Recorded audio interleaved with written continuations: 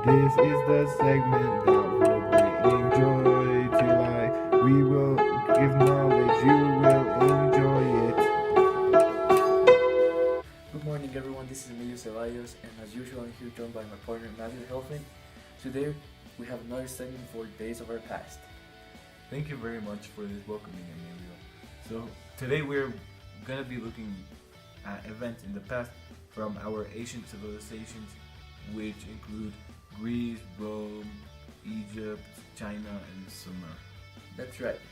For Egypt, we have Pharaoh Khufu's being buried in the Great Pyramids. Rome, the already finished Colosseum. We're gonna talk about it and what it's built for. Also, we have Greece, that it has just become a democratic government, especially Athens. Also, we have the Sumer civilization, which include the Hammurabi Code, and lastly, China with the Great Wall. So let's begin. First, Athens and Greece have become the first country with a democratic government in the world. In order to know more about the new type of government, we have invited the actual government of the city of Athens, which is Pericles. So welcome, Pericles.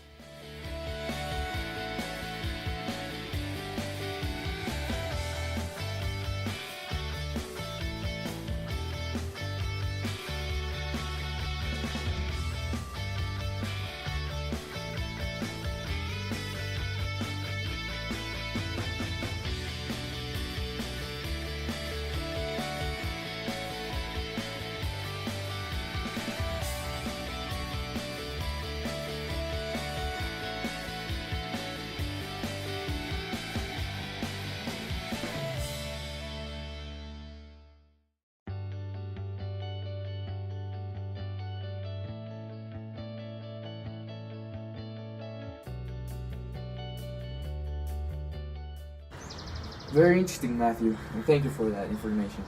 Now we're gonna talk about the already finished Colosseum. First, it's located in Rome, Italy. It's amazing how the Romans could build such an art form, especially after their city was on fire, and they also had a civil war when Julius Caesar was murdered. It's said that this Colosseum is gonna be one of the most finest pieces of art and in architecture.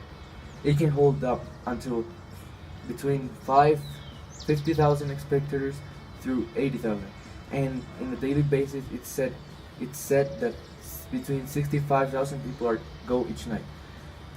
Well, people go so they can watch show, they can watch drama, the gladiators kill each other, sacrifices, or also men's fight with animals.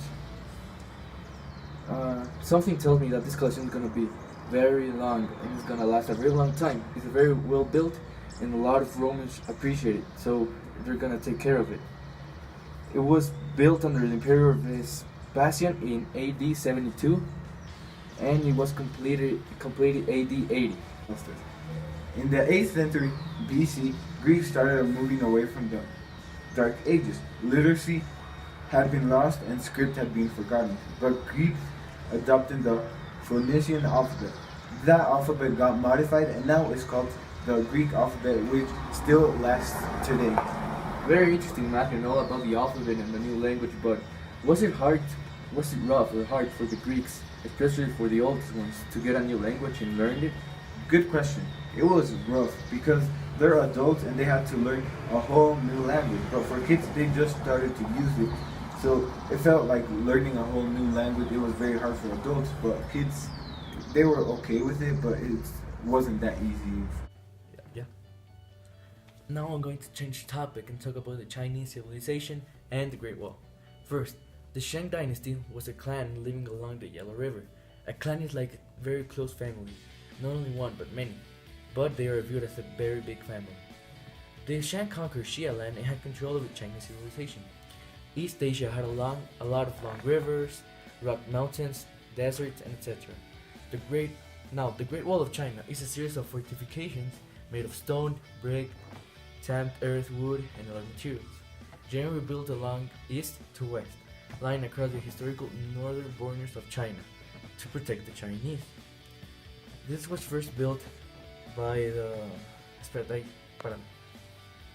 Okay, so first of all, the Great Wall of China is not only one fortification, but many of them which were built at different times.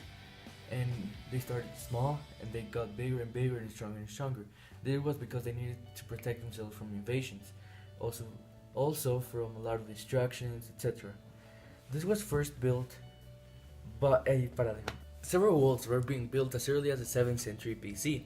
These later joined together and made bigger and stronger, as I already talked, and are collectively referred to as the Great Wall.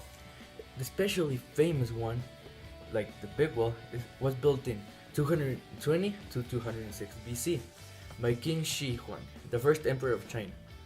Little of wall remains. The Great Wall has been rebuilt, maintained, and enhanced over various dynasties. The majority of the existing wall is from the Ming Dynasty, which was from 3068 to 1644. Also, many of these has been attacked, like in the previous past, so it has destroyed.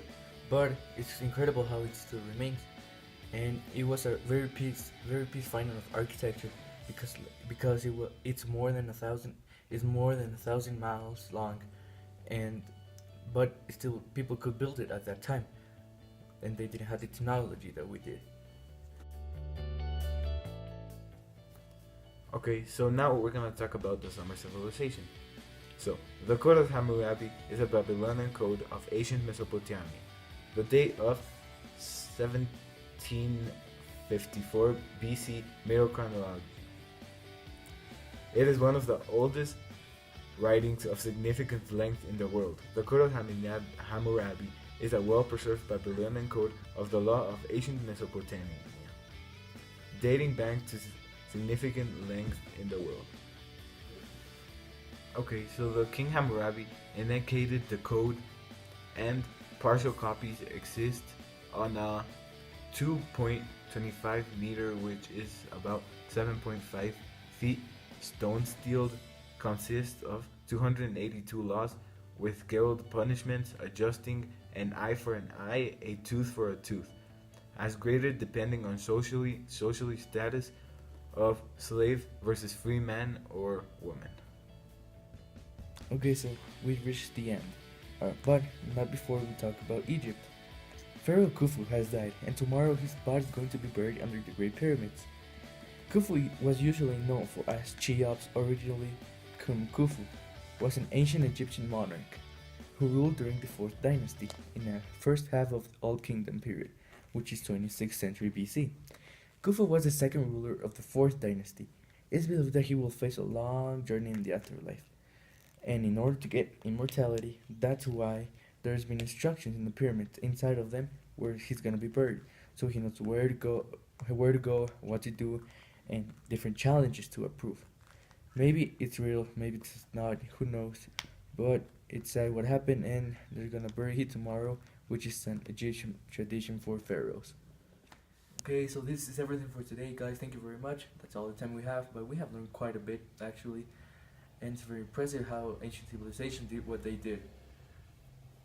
And we will see you next week for another segment with Emilia Ceballos and Matthew Helfen in Days of the Past. Thank you. We're out.